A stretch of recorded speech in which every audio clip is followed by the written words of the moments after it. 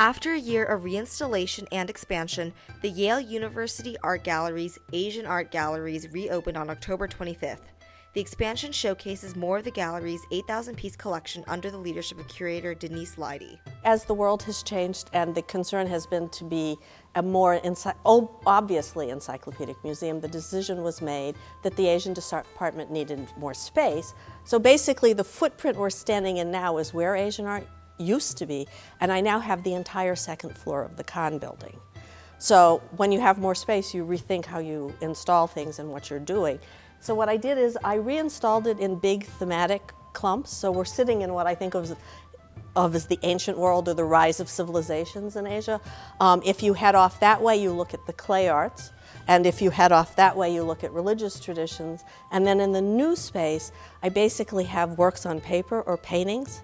And because all Asian painting is a work on paper or silk, but it's fragile, that new space will rotate every 6 months thematically. So it'll change again in June 2018 and December 2018. I wanted to make sure that because Yale is a university, I had the basic storylines for all the countries, so China, Korea, Japan, India, Southeast Asia, Persia, Turkey, Iran. So I tried to pick representative samples from each place, and then I really did it based on quality and the historical importance of the objects. Yale also really is dedicated to object-based learning, so we often have private viewings for different classes in classrooms downstairs, and then I would work with a professor teaching like Chinese garden history or something, and we would come up with some pieces that fit into that class well, and then she would teach in the class with the objects. So. I think that if you're in a history class, in art history class, or in language class, or in economics class, you can certainly use this resource to bring something very concrete, very personal to your content and make it a very rich material.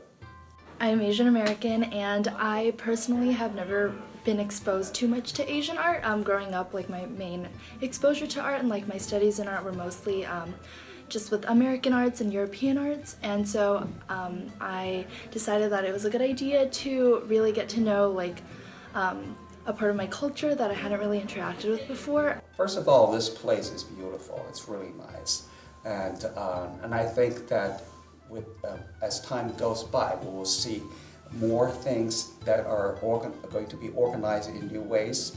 And Asia is developing so fast economically, and it's going to play a big role. And I think with this resource at Yale, it's made it very accessible to all of us. I think they should spend every living minute of every day here, of course.